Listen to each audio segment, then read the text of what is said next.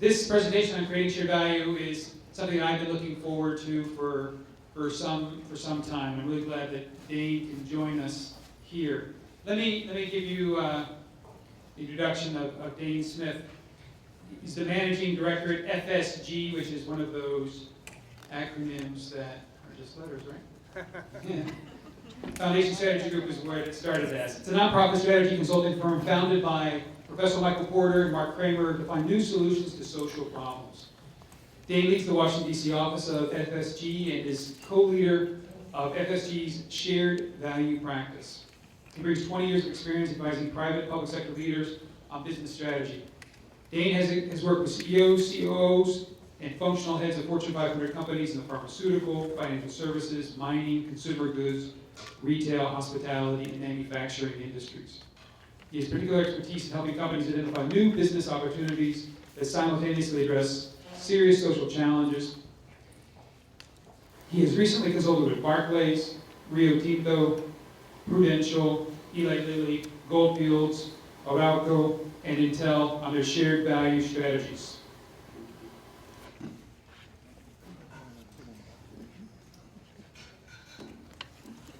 Dane has advised cabinet ministers and heads of state in Latin America and Eastern Europe on strengthening their economies and attracting more foreign investment.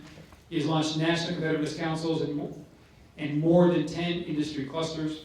He frequently speaks at national and international conferences on shared value, and his writing on the topic has been featured in publications including The Guardian and Forbes. Prior to joining FSG, Dane was a partner at Gallup, a senior consultant with the Monitor Group, and a regional director with OTF on the Frontier, where he led the firm's work in South America and Eastern Europe. Dane received his BA from Harvard and also received his MBA from Wharton and an MA International Relations from Johns Hopkins University. He also speaks Spanish and Portuguese and he speaks, I've heard him speak French and Macedonian and other languages. I've actually known Dane for 25 years now. We met in South America, where we both overlapped in time as Peace Corps volunteers. He was an agriculture extensionist and I was a small business extensionist. And over the years, it was a time when, of course, you get to know people really well, and it was that character and dedication that really impressed me with Dane. Of course, 25 years is a long time, and we would lose track and then occasionally cross paths. And it's always been crossing paths around some really big ideas. We've both been very interested in international development work. I spent 20 years abroad. And it was in those contexts, as I became interested in competitiveness issues, it was curious that I would run across Dane, similarly interested in those issues, cluster development, and even the shared value concept, a concept that was suggested to me by some other parties, and it wasn't surprising that behind that I also see Dane. It was about 8 years ago, I don't know if you remember this, Travailler Kriv, which is a Dane, we were in Eastern Europe. He was in Skopje in Macedonia, and I was in Belgrade in Serbia. And at a not too different crowd, we were looking to try to, well, very different crowd, I should say that, maybe, but in the sense that people committed to really seeing change happen, in this case, southern Serbia, a very challenging part of the world. And we looked to Dane to help us to be able to really get our heads around what could we be doing in that part of the world. So it's with a lot of pleasure that I invite up here to speak Dane Smith.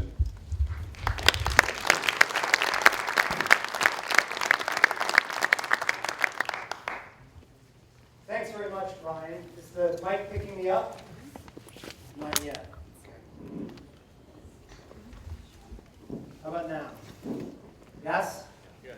I have a very loud voice, so it's dangerous to get the mic too close to me. It's a real honor to be here with you all today. I'm very excited. I got in late last night and wasn't able to join last night's events, but it was wonderful to be here this morning and hear all of the great examples of innovation and cluster development work that you all are doing here. It's also an honor to be introduced by my good friend Brian Holst. As Brian mentioned, we've known each other for a long time. I can think of no better person in the entire world to help lead these efforts than Brian. As those of you that know him know that his commitment to these issues is unrivaled. His ability to sort through the clutter that often emerges around these challenging issues is certainly clear to all those that have an opportunity to work with him. And that's really critical. And Brian's ability to get people interested and excited in these important ideas is also essential. I'm going to talk to you today a little bit about shared value. As Brian mentioned, I am the leader in Washington, D.C. of a company that's called FSG. We are a nonprofit strategy consulting and research group. And we were founded about 10 years ago by Michael Porter and Mark Kramer, specifically to help find new solutions to social problems. So I'm going to talk a little bit about shared value. I'm going to talk a little bit about what it is and how you do it, and why I think it's relevant to what you're facing in Southeast Alaska, and why it, in many ways, is an imperative for the entire world right now. So I hope you don't mind, I'm gonna wander around. I like to move around, mostly to make sure that the audience is paying attention and nobody's fiddling around with iPhones and Blackberries, so beware. About 2 years ago, Michael Porter and Mark Kramer wrote the cover story of Harvard Business Review around creating shared value.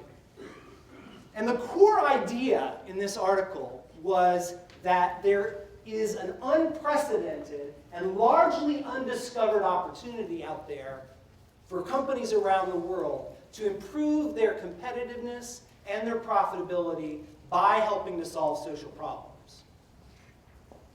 Now, there's some aspects of this idea that are new, some are not new. I'll get into that a little bit later. But it was quite striking. This article that was based on the work that FSG has done over the last 4 years with companies like Nestle, companies like Intel, companies like Mars. What was striking about this article when it was released was what a powerful response there was to it. And we were certainly heartened by this response. But we found it a little bit surprising.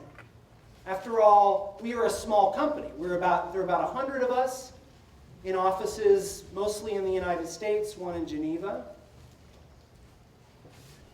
Why would there be such a powerful response to this article?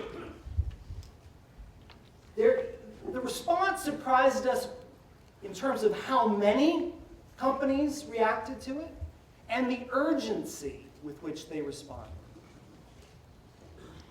In fact, one of the most notable examples of this was one of the largest consumer goods companies in the world called us up one day and said, "We read the article about shared value. We need to talk to you right away about this idea. It's very important." And we said, "Well, that's great. Well, we'd be glad to go out and visit you next week." And the response was, "No, it can't be next week. It has to be tomorrow." And we said, "Well, terribly sorry, but we already have commitments tomorrow. We can't go out to visit you tomorrow. Don't worry, stay where you are. We'll come to you." And they put all their executives on their private plane and flew to Boston to meet with us about shared value. Now, why would there be that sense of urgency for one of the leading companies about this simple article that was published in Harvard Business Review? Well, I think the urgency comes from a series of imperatives that companies and society are feeling around the world. And this imperative takes place at a global level, it takes place at a national level, and it takes place at a local level. What are those imperatives? First, companies are starved for opportunities for innovation. They are looking for ways that they can innovate to increase their growth, to increase their profitability, and they don't know where to look often. They need this for economic growth, and shared value provides a new idea for how to galvanize innovation. The second imperative is that companies around the world recognize that there are significant social problems out in the world that are proving to be a barrier to their company's success, to the company's growth. And shared value suggests a new approach for how to deal with those social problems. Third, it's an issue of competition. Many companies are scared that if they don't do this, their competition will get there first. And so that's driving the imperative as well. And then fourth is something that's quite interesting, and that is that we find in our work around the world that the legitimacy of business is diminishing. It's challenged. It's decreasing. Despite the fact that companies continually invest more and more money in philanthropy, in corporate social responsibility, the legitimacy is decreasing, whether it's in Occupy Wall Street, or protests in London, or dissatisfaction in parts of the developing world. There's this diminished legitimacy because companies are perceived as prospering at the expense of the broader society around there. Now, I don't know if this is a critical issue here in Juneau or in Alaska, but it is in many other parts of the world, and that is another thing that's driving that imperative. So as I said, I'm going to talk to you a little bit about what shared value is and how you do it. But before I tell you about what shared value is, I want to make a little bit of a disclaimer, a little bit of an excuse. I have the privilege to go and talk around the United States about shared value, sometimes around the world as well. And I have to admit that having this honor, this privilege, sometimes gives me a bit of a big head. Yeah, when I've got great audiences like you that are listening to what I have to say, I sometimes think, well, I must have all the answers. Well, when that happens to me, and that can be a pretty big obstacle in connecting to your audience, I try to remember something that my son, Braun, taught me many years ago. So Braun, my oldest son, he's now 14 years old. But one day, when he was 5, we were driving in the car. It was just Braun and me. Braun was in the back seat, and he said, "You know, Daddy, I've been thinking about it, and I think that I'm the smartest one in the family." And so I chuckled a little bit, and I said, "Well, Braun, you are very smart, but your brother and sister, they're smart too. Are you sure you're smarter than they are?" And he said, "Oh, yeah, I'm much smarter than they are, Daddy." And then I said, "Well, Braun, what about Mommy? You think you're smarter than Mommy? She's really smart." And he said, "Oh, you're right, Daddy. Mommy's really smart. But yeah, I'm smarter than she is." I laughed again, and I said, "Well, Braun, what about me? Do you think you're smarter than I am as well?" And he said, "You're so funny, Daddy. You're not smart at all." So if my 5-year-old was capable of recognizing the gaps in my knowledge, I'm sure that you will find far more examples of that as well. But the reason I tell you that story is because this notion of shared value is in many ways very new as a business discipline. And that's what it is, a business discipline. We are still discovering all the time what it's about, how to do it better. So I don't want to pretend like I have all the answers. What I do have is a set of experiences helping companies identify these opportunities, and I want to share some of those with you. So what is shared value? Traditionally, companies, when they're looking for new ways to grow, they look at the world in a fairly simple way. They think, okay, what are the market opportunities that are out there? And then what are the assets that our company has to offer that would allow us to take advantage of those? Assets like physical assets or financial assets or know-how. It's that intersection there that companies look for. Shared value in its most simple definition brings in a new element to that. And that is the element of social needs. This notion that companies can find opportunities to innovate and to grow, to make themselves more competitive, specifically looking at social problems. Not social problems as something on the outside of their business, not social problems as something on the periphery, but something that really represents something that they can put at the core of their strategy. It's that intersection there of those three things that represent shared value. Any reactions to that? Does that make sense to people? You all should feel free to interrupt at any time and ask questions. Okay? If not, I will go on. Before I start, yes, please. Do you find environmental needs under social needs in your model? Absolutely. Yeah, absolutely. It's a very big set of things, ranging from educational challenges to health challenges to environmental issues to substance abuse to poverty, many, many things out there. But it's where that intersection occurs. Okay? Now, this is a big opportunity. Let me give you a few examples. Some of the best known are in what GE does. It's eco-imagination and it's health imagination programs. So GE, although it's fairly private about what it's willing to reveal about eco-imagination, health imagination, has indicated that they see this as being a $70 billion opportunity in 5 years. And they are investing $10 billion to realize that opportunity. Over 100 new products. The idea is they're seeing this challenge around the environment, the challenge around health, and they're using it to drive their innovation. Jane Irrigation Systems, through its approach to new micro-irrigation systems, is creating an $800 million opportunity for itself. Very rapid growth, as you can see in the compounded annual growth rate, the CAGR of 30%. Novo Nordisk, taking on the social problem of diabetes, in particular in China, they've measured that they're saving 140,000 life years to date through their efforts.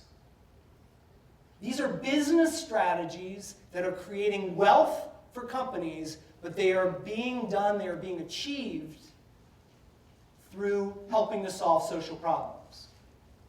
So shared value represents a big opportunity for big companies, but it also can represent a big opportunity for small and medium companies.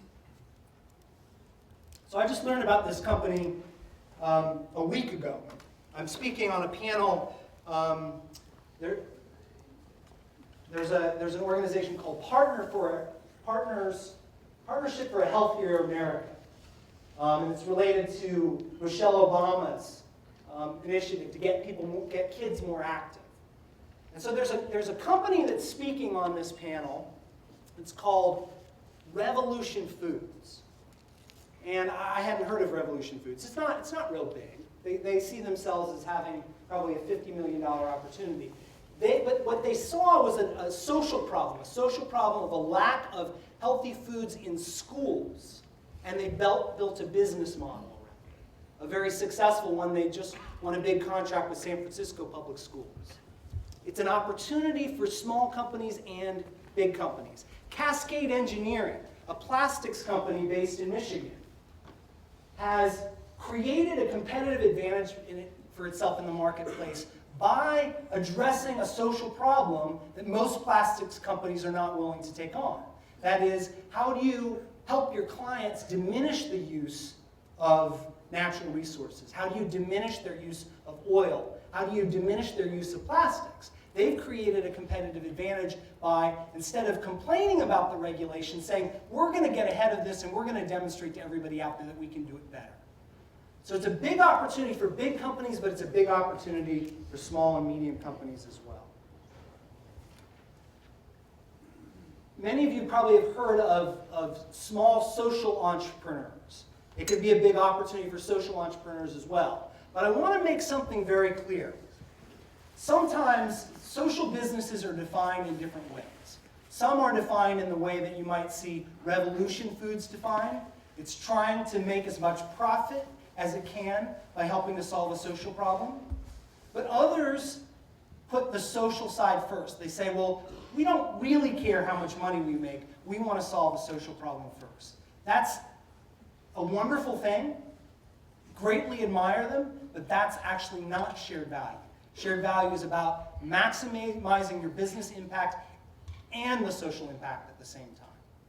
So I wanted to pause to make that distinction clear, because at its core, shared value is a business strategy that can create social change. I'm going to pause there. Good. Another question, please. Could you classify companies like pharma and companies that sort of thing? I mean, that this was a societal need, people sick, they need to be cured, so it's a big problem for all of this sort of thing. Yeah, it's a great question, and in some ways you could define any pharmaceutical company as having a social impact because it makes drugs.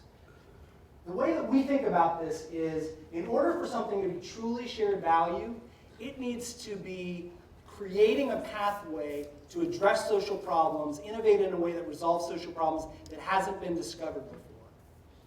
And so when you see a pharmaceutical company like Novo Nordisk, which is looking at really not just trying to maximize its sales, but changing the health system in China to deal with the issue of diabetes, then that's an example of shared value. It doesn't necessarily mean that everything Novo Nordisk is doing is shared value, but that element is shared value. When you look at what Novartis is doing in India with its Arogya Parivar strategy, where they're really redefining the way healthcare happens in the small towns around India, that's an example of shared value. It doesn't mean that everything that Novartis does is shared value.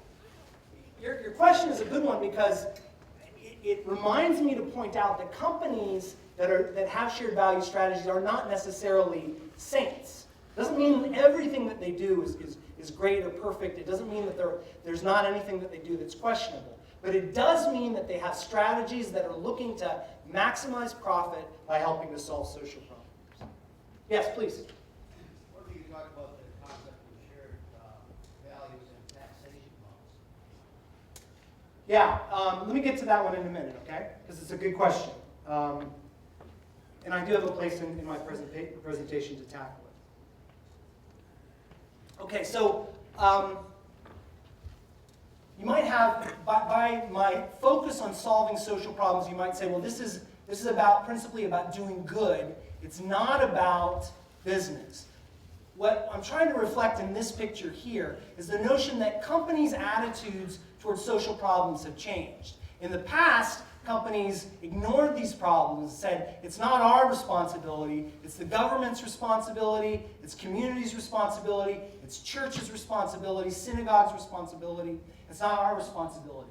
That has evolved over time to points where companies said, okay, well, we need to contribute something to show people that we care, but it's still not really our problem. We'll give some money, we'll give some philanthropy to it to address the problem, but it's still not our problem. To a point where, okay, we're going to have a corporate social responsibility program because that's good PR. We'll have dedicated efforts. We'll try to make sure that they're as impactful as possible, but it's still not core to our business. This is a new idea that really companies are seeing opportunity in this. They're not doing it because they are pushed to do it. They're doing it because they see it as being key to their competitiveness. I'm going to go through this quickly because if you want me to stop and take more time on it, I will. But I want to get into some more of the examples. But I think it's important to distinguish between traditional social responsibility and shared value. So if traditionally corporate social responsibility is about being about your reputation, how do you have a good reputation? Shared value is about something that's very different. It's about establishing a competitive advantage for the company. If traditionally this was managed within companies with their public affairs group or their social responsibility group, now it's the senior executive suite that's leading it, and it has to occur across the entire firm. If in the past, companies measured the impact as a result of, well, was it a successful project or not? Now they're measuring it in terms of large-scale sustainable change. So that's an important distinction to make between the two. I want to be clear. I'm not saying that corporate social responsibility is bad. It is good. And you can't solve all of the world's social problems through shared value. That being said, when we're talking to companies about this issue, we try to make it clear that they have a responsibility to their shareholders and to their stakeholders, their broader stakeholders, the community, the press, the government, others that are watching what they're doing. They owe them a responsibility to investigate to see if there are shared value opportunities. And the reason is because there could be more profit in there, and because when a company can address a social problem with its business, and when that leads to greater profitability, the company is going to be willing to spend more money in a more sustainable way. It's going to put its best people on figuring out resources. People tell me from time to time when I talk about shared value, I sound a little bit like a minister, like an evangelical. Do I sound a little bit that way? Well, I am a little bit that way. Because I do have a vision about this. I have a vision where billions of companies start moving their spending from PR campaigns, advertising campaigns, innovation campaigns that are designed to look for product spin-offs that aren't really distinct and convince the public that they ought to buy it. I have a vision where those billions of dollars get spent by companies to solve social problems. And companies are doing that not because they feel compelled to by the public pressure that they're facing. They feel compelled to because they believe it's going to drive their bonuses at the end of the year. That it's going to drive their market share. It's going to drive their ability to attract the most talented people.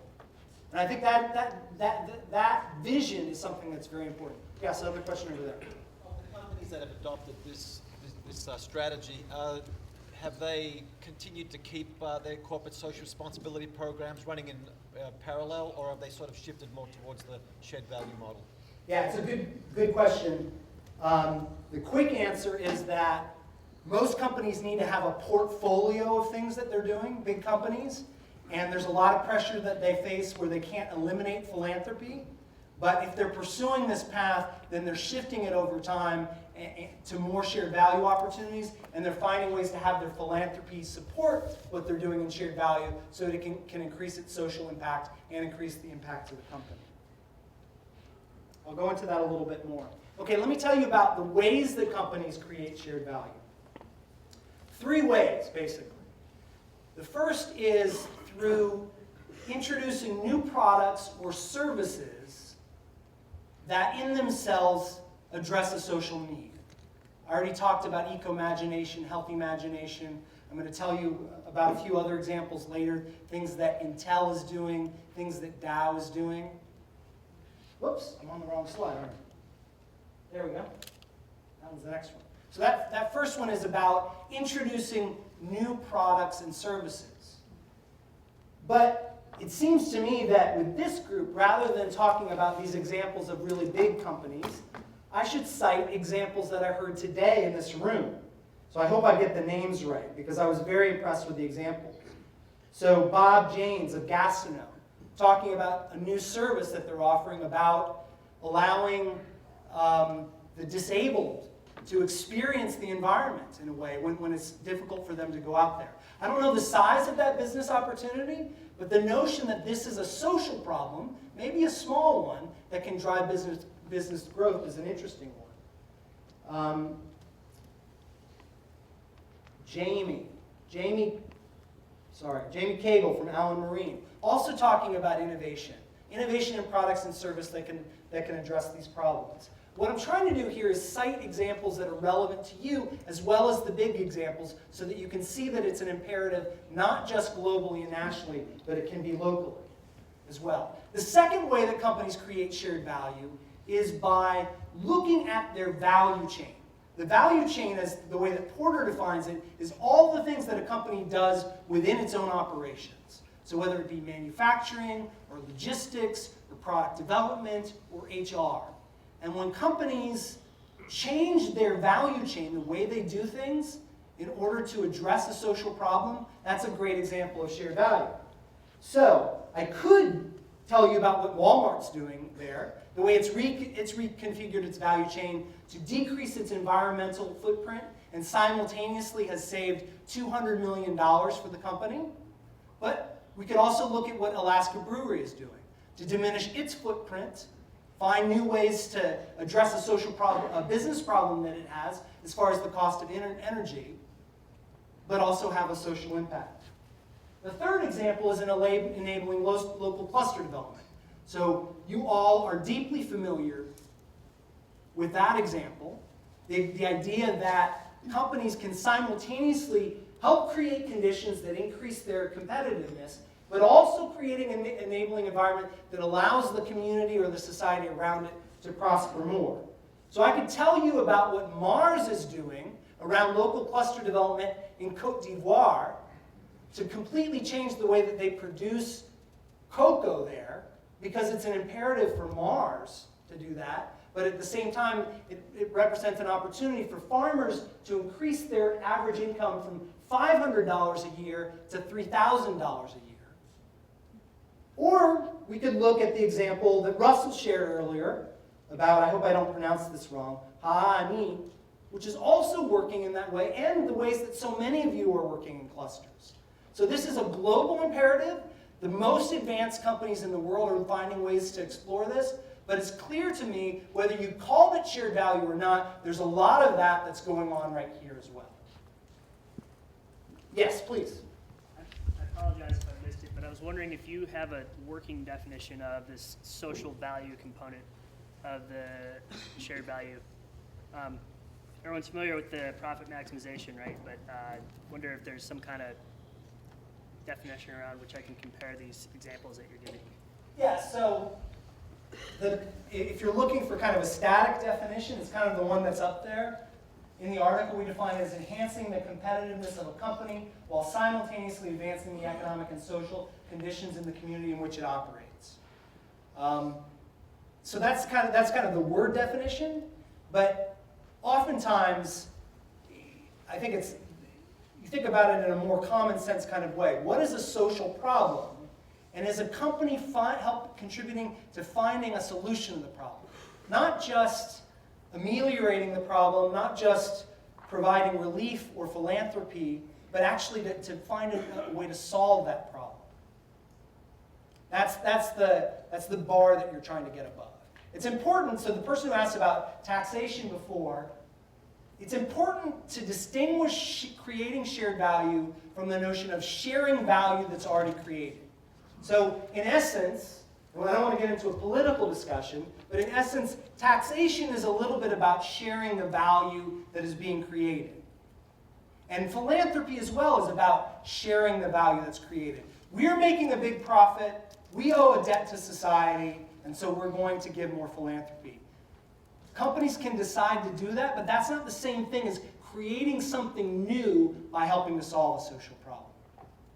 Peter Brabeck, who's the chairman of Nestle, said this, I thought, in a very kind of unusual and compelling way. He was speaking at the World Economic Forum a couple years ago, and somebody in the audience raised his hand and challenged Mr. Brabeck. He said, okay, now I want to ask you what Nestle is giving back to society. And Brabeck got angry. He was mad. He said, that's the wrong question to ask. How dare you ask me what we're giving back to society? We don't have to give back anything to society. We didn't take anything from society. So I'm not going to answer your question, but I'll tell you what the right question to ask is. What you should be asking me, what you should be asking all of the companies that are here and all the companies that are back in your communities, you should ask them what they are creating together with society to solve a social problem. And if you ask me that question, then I've got a good answer for you. I'll tell you what we're doing to improve nutrition through new product development. I'll tell you what we're doing to drive rural economic development by our work in building clusters throughout the developing world. I'll tell you what we're doing within our value chain to protect the environment by changing the way we do things to conserve water in a different way. So I don't necessarily recommend that all of you get angry the way that Peter Brabeck did, but I think that's important, and I think that business leaders need to get comfortable with responding to that question in a slightly different way. I don't have to give something back, but I do have a responsibility to create something, and that responsibility is a responsibility not just to the broad set of stakeholders, but it's a responsibility to my shareholders as well. Okay, questions about that? Yes, please. What you're describing is a very compelling vision that you're describing, but it sounds like what business has always done. Business is looking at opportunities, moving into a place to make a profit, and there have been very positive side effects, boosting the economy and lots of problems resolved. But I don't see how this is a new paradigm, because businesses, especially if they're publicly traded ones, have a mandate to maximize profit.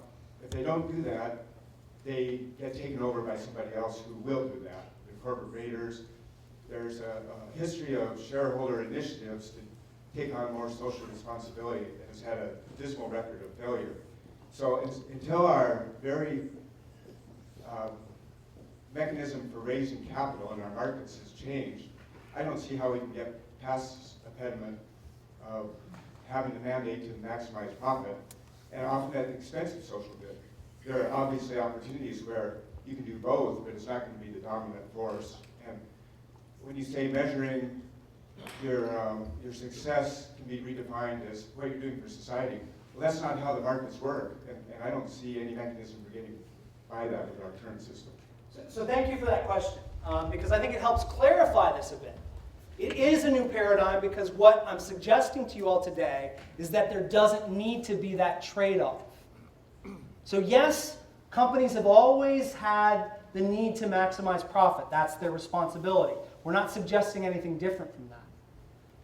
But what we are suggesting is a different mindset, a mindset that drives companies to take as disciplined an approach to looking at where social problems can represent new business opportunities as they take now to look at product extensions that don't have social impact.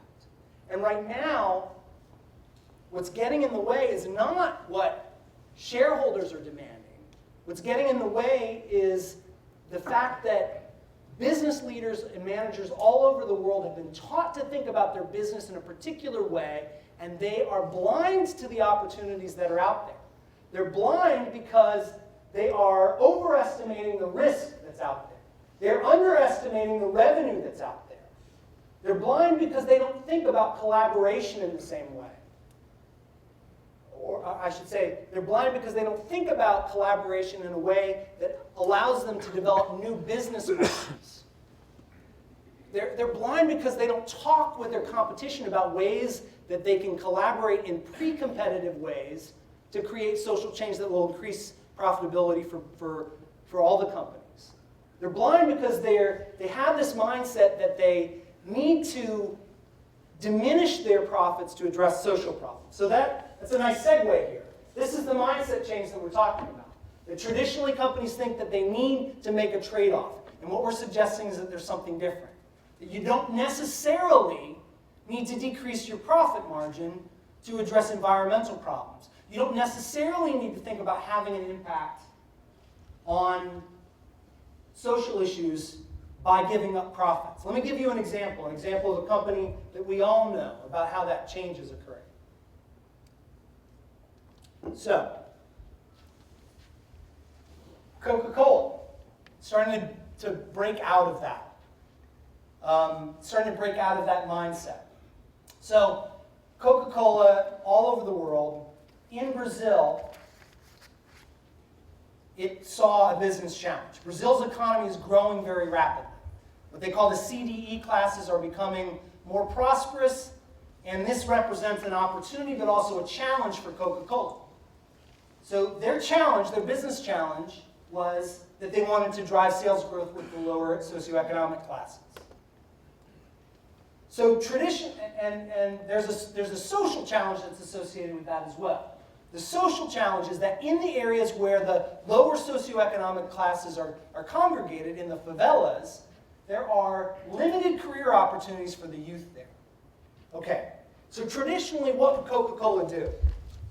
Thinking about this, its traditional mindset, we have a problem, a business challenge, and there's a social challenge, what will we do?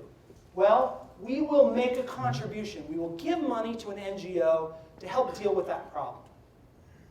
And that will show people that we care. That's the way we'll deal with it. But it's amazing what's happening within Coca-Cola. Once again, not a saint of a company by any means, but they're breaking out of this mindset. How are they breaking out of the mindset? Because they're seeing opportunity. So looking at the company assets, what do we have to offer? They look at, well, we know how to do training. We know an awful lot about retail. What can we do? The story is an incredibly compelling one. And even though it's happening in Brazil, it's relevant in so many places. This last year, Coca-Cola trained 65,000 youth in Brazilian favelas about retailing, how to do merchandising, how to work in stores ranging from mom and pops to grocery stores to the hyper markets that they have across Brazil. 65,000 they trained. The average income, the impact on family income was increased family income by 50%. 50%. They placed 100% of the people that went through these programs in jobs. 100%. But the most fantastic part of the story is that this wasn't philanthropy. Coca-Cola has discovered that this drives their revenue in these areas by a tremendous amount, anywhere from 5 to 12% in these favelas. This program is paying for itself, but then also creating new business opportunities for Coca-Cola in ways that they didn't expect, they didn't anticipate. A very powerful change. It does this because it strengthens the cluster. It improves the retailing in these areas.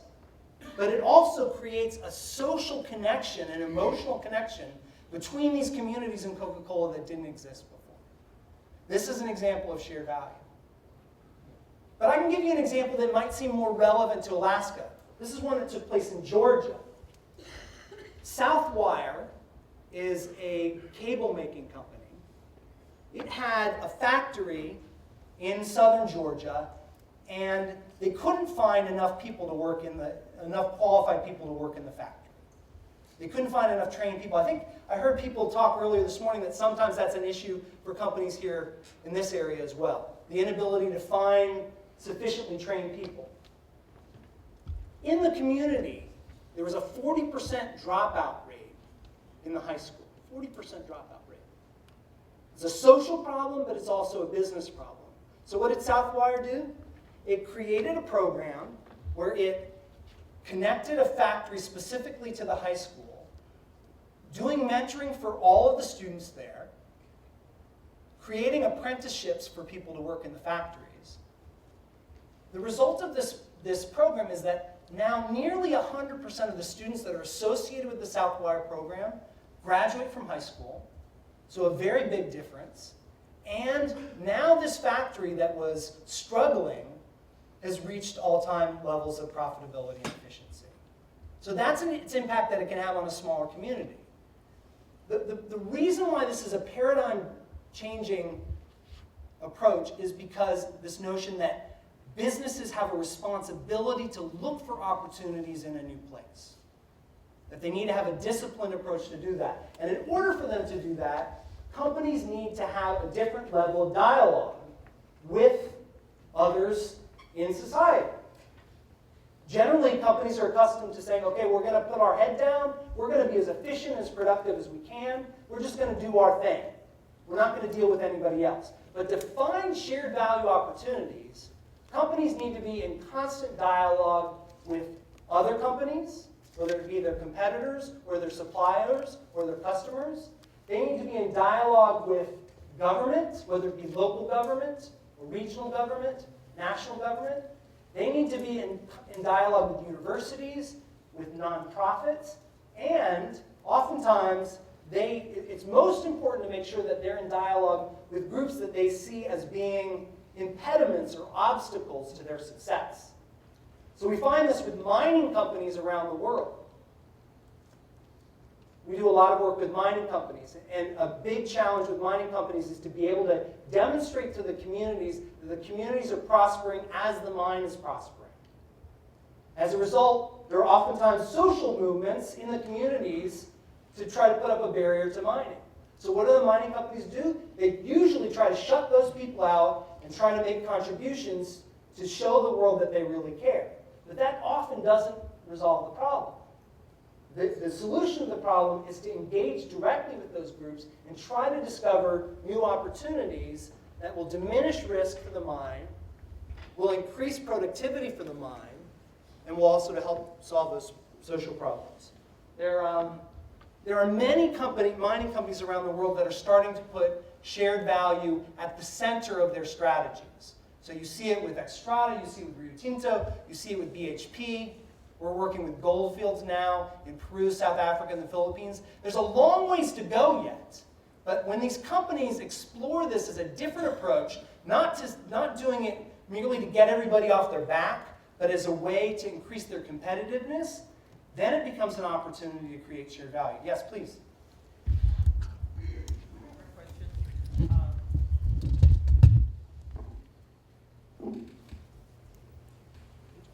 The companies, the big companies that are doing their social responsibilities and stuff, as you look across the United States, and we do send things, food, water, everything else overseas, but our social responsibility within our own communities aren't handled.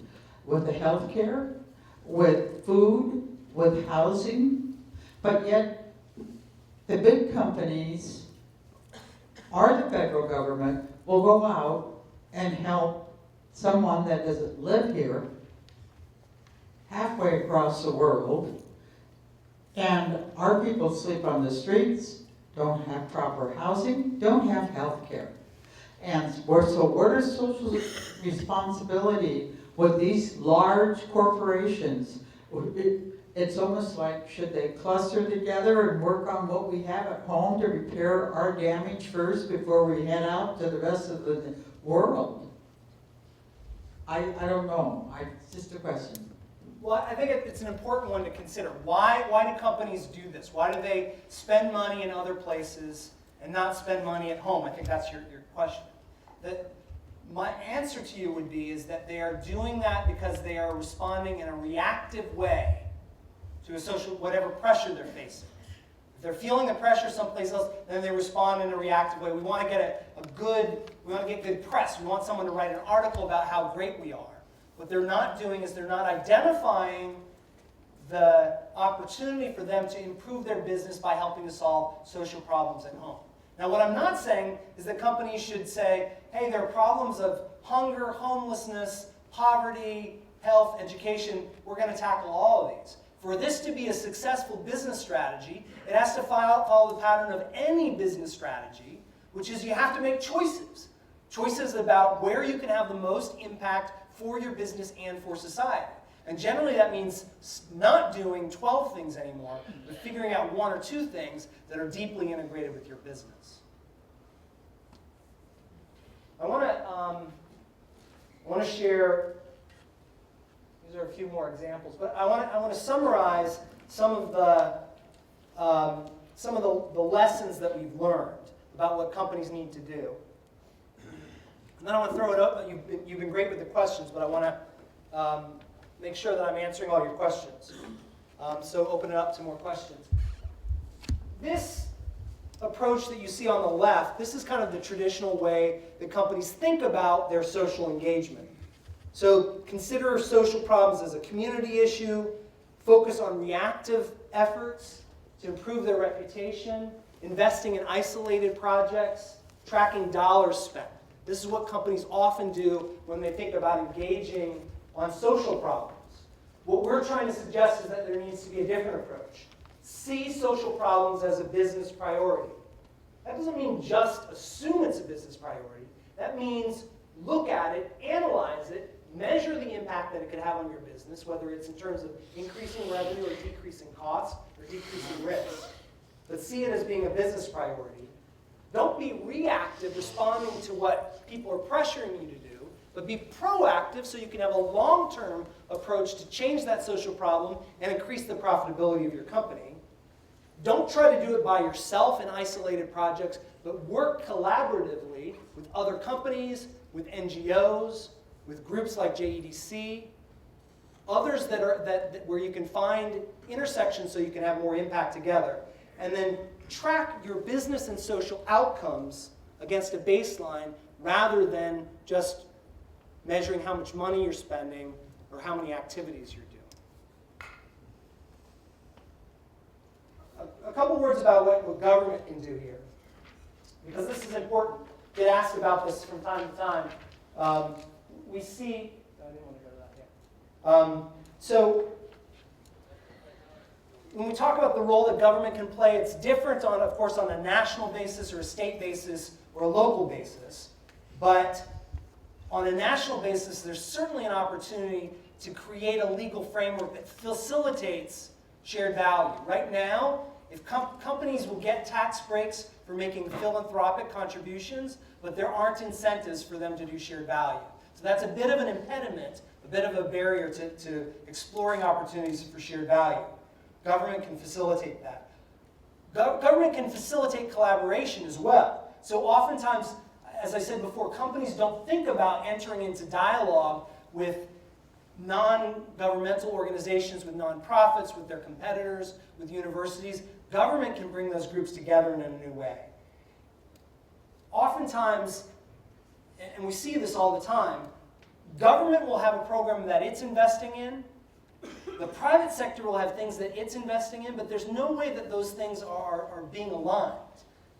We're going to make much more progress to address these problems in a way that's going to increase social impact, but also increase profitability, if the public sector can be more focused on the things that are also at the top of the private sector's agenda and look for ways to invest to solve social problems in a way that make the environment more competitive for business.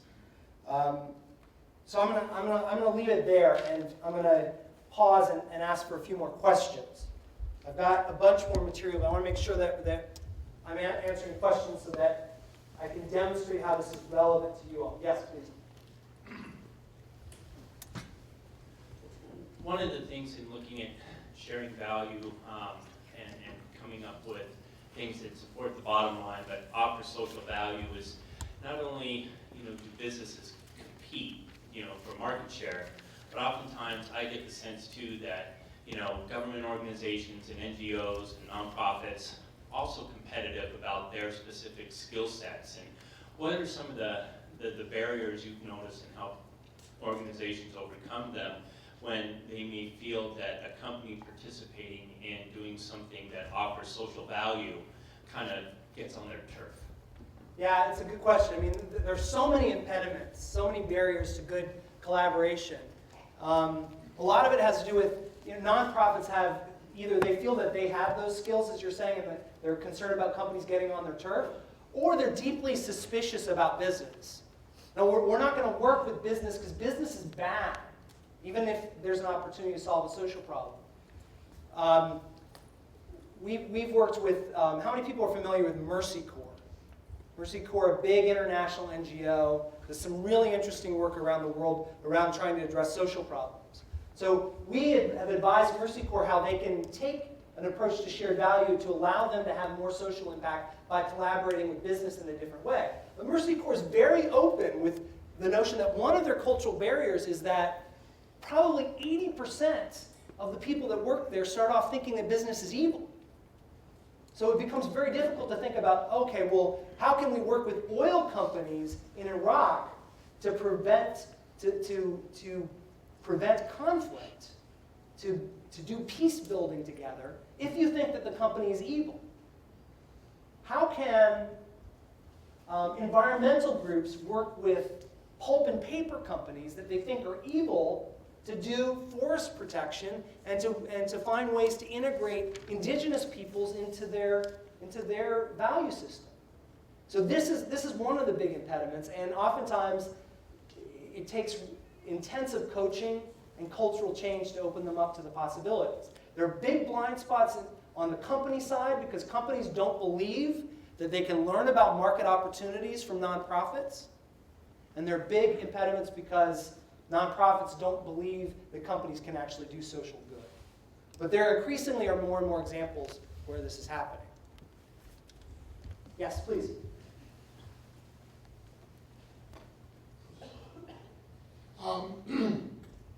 Just wondering if you've come across the model that's referred to as L3C, low profit liability corporation.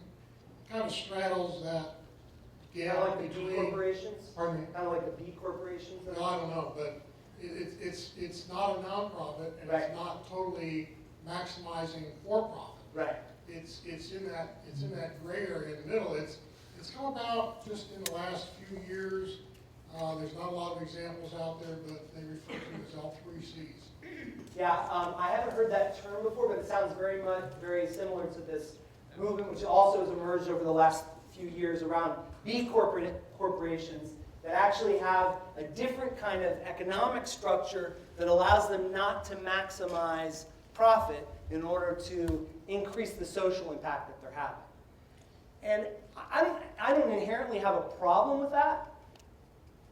The one issue that I have is that my belief and my experience is that it's through the process of profit maximization that you really drive the breakthroughs in innovation. And that if you take that pressure off, the ability to come up with a new idea that can solve social problems at scale and really transform a company's competitiveness become limited. If a company's not trying to maximize its profit through what it's doing, then inevitably it's going to have a limit on what it can invest to develop new solutions to social problems. So it's not something that I'm opposed to, but I really want companies to look for ways where they don't need to make that trade-off before they accept that there has to be a trade-off. Yes, in the back there. What do you see as the role that the university should play in this? Universities have a very important role to play, as they do. I mean, you've spent a lot of time talking about the cluster. The same thing, most of the things that we talked about the government doing, universities can also encourage. So bring groups together in a different way. But universities also have to get past that blind spot that they often have, that, companies are all about maximizing profit. We like companies when they're willing to give us money for our programs, but we don't really want to become that close in terms of a partnership to solve a social problem. But universities, obviously, since there's an element of the universities that's dedicated to learning, universities could be right at the center of finding that new innovation that can maximize profit and address a social problem. So when we're working in many places to create shared value, one of the first things we do is try to find ways to connect the business and the nonprofits that are working on these issues together with the university. Please. So I'm hung up on this Coca-Cola example. And Yeah. Clearly a wonderful thing that they created all those jobs. Yeah. I'm wondering if anybody's out there collecting data on the negative health impacts resulting from increased Coca-Cola consumption. Yeah, so Clearly that's a negative social impact, right? yeah, and so I'm not holding up Coca-Cola as a paragon of virtue. Not holding up Walmart as a paragon of virtue. Not holding up Rio Tinto as a paragon of virtue. I mean, it's very interesting. Coca-Cola is going through an evolution. If you look at it, they just released profits, I think it was yesterday. Their traditional carbonated soft drink profits are lower. Their healthy drink profits are higher. They're coming to recognize that they have to shift their business in order to succeed. So yes, is Coca-Cola contributing to obesity and diabetes in a lot of places? Absolutely. It's very interesting what Coca-Cola is doing right now. They don't have it all figured out, but what they're trying to do to contribute to addressing the problem of obesity. Just starting to do it, but some interesting thing has come up. Some interesting information has come out about how they've shifted their portfolio and what they're contributing to that. But you're right to point out that these companies are not. These are business strategies, and it doesn't mean that they're paragons of virtue. Yes, please. I think Henry Ford came up with a really good model for shared value a long time ago, which was he wanted everybody who worked at the factory to be able to buy one of the cars. And so with that, he was able to innovate. And I think he did it without a lot of these other, like developing a new legal framework to encourage it. He saw it as a business proposition. If I get more people to buy the cars, then I'm doing better. So that's one thought, is that yes, this has been around for a while. It's a good idea where businesses do it. The other thought is on a slightly different aspect of it, not to get too economically wonky, but when when the production of goods doesn't take into account all the costs that are incurred, those externalities, we end up with a system where if you actually had a tax on those externalities, businesses would be looking more towards shared value opportunities because that would improve their bottom line. So. Absolutely. So 2 excellent points. Sometimes companies can do this on their own, and sometimes they can't. So Henry Ford may have been able to do it on his own by changing production systems and then increasing the size of his market. The more complex the social problems are, think about the complexity associated with poverty throughout the world. Think about the complexity associated with good health care, with having schools that work. The more complex the social problems are, the less likely it is that a company's going to be able to do it on its own. And so we want companies to explore how they can find ways that these problems actually will affect their competitiveness and then collaborate. And if they're not having that constant dialogue with other entities, they're not going to discover those. Your point about the externalities is certainly true. One of the things that we're trying to help companies recognize is that oftentimes these things that they believe are externalities are actually not externalities. That they're having sometimes dramatic impacts on their business in terms of cost. So this example that I cited before, Cascade Engineering, when it worked to decrease its environmental footprint by changing the way that it put its manufacturing process for plastics, it found that it saved $250,000 in its landfill expenses. That's one little example. And Walmart found $200 million by recognizing that these things are often internalities. When companies think about poor education systems as being externalities because it increases crime in the community, and so somebody else should deal with it, they're neglecting places where this is affecting their ability to attract good people, their ability to sell their products in the community. And so we try to help companies recognize that there are frequently those things that they think are externalities also are internalities. Other questions? How are we doing on time? 5 minutes. Okay. Please, yeah. Thanks for being with us today. The biggest and most urgent social problem of our time is rapid climate change and ocean acidification. The obvious solution is to convert the world's largest industry, energy, from primarily fossil to primarily renewable and perhaps even nuclear sources. How do you explain industry's reluctance and active opposition to this enormous business opportunity? Yeah, I mean, it's actually, there's part of it that's very simple, and there's part of it that's enormously complex. The part that's enormously simple is this issue of mindset, that people believe the world works in a certain way, and to get them to think about it in a different way requires them to face some sort of crisis. And even though many of us would say the crisis is upon us, it's not always clear to the CEO who's trying to figure out how to maximize his or her end-of-year bonus, trying to keep his or her job. So that's the simple question. I mean, the challenges are. I could answer the question in a different way. So that might be the biggest problem in the world. The biggest problem in the world might be poverty as well. That's a pretty big one. Why have banks not invested more money to discover ways that they can address the problem of the underbanked in the world? This is a huge market possibility. Huge market possibility. Billions and billions of dollars. But no bank is willing to invest in it to try to make it happen. Why? Monitor Company estimated that the market for impact investing in the world and all of these social problems to be roughly $1 trillion.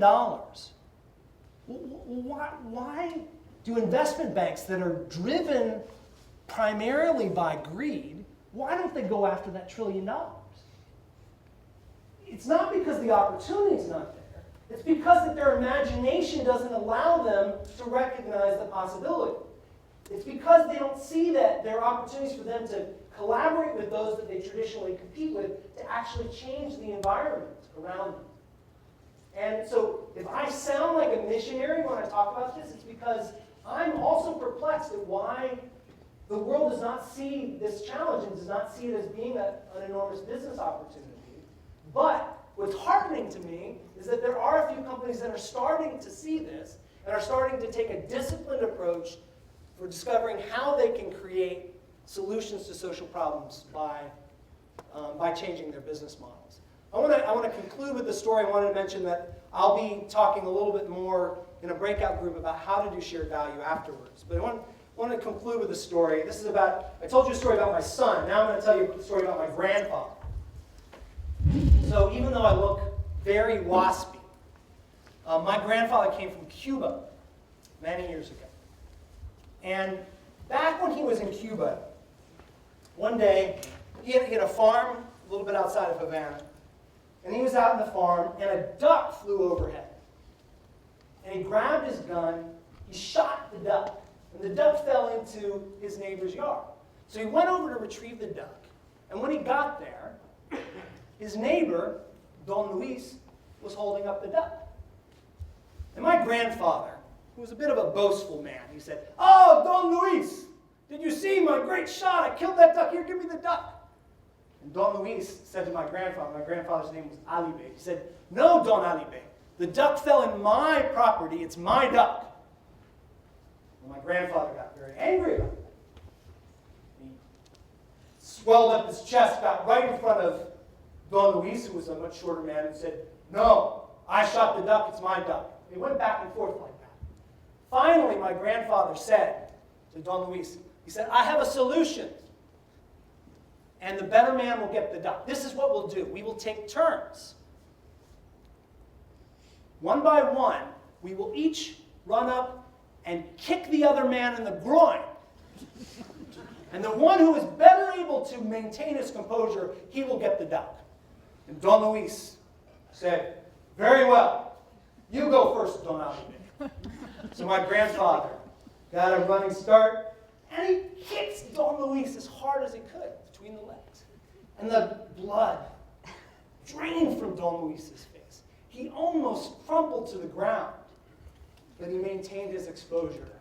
And he said, his composure. That was a good one. There was no exposure, but he did maintain his composure. And he said, "You see what a strong man I am. Prepare yourself, Don Alibe." My grandfather looked at Don Luis with a little smile, and he said, "Keep the duck." Now, the sad part about this story was that my grandfather wanted the duck for the feathers that he could use to make a pillow for my grandmother. And Don Luis wanted the meat from the duck to feed his family. If they just had a conversation about that, they could have found that they both had some shared value, if you will. This is really, in many ways, the dynamic that we see out in society. Companies and nonprofits and government are taking turns kicking each other in the groin instead of really having a dialogue about what they can do. And so what I would urge you all to think about is what are ways to have a more constructive dialogue around these issues? How can you share what's really going on, where there are opportunities to collaborate, where there are opportunities to innovate in new ways based on the challenges that are out there? Every social challenge represents a business opportunity. We just haven't found the right business model to take advantage of that. And when that dialogue occurs, there's an opportunity for something very special and very transformational to occur. Something that will lead simultaneously to helping us solve our social problems and helping companies become more innovative and more competitive.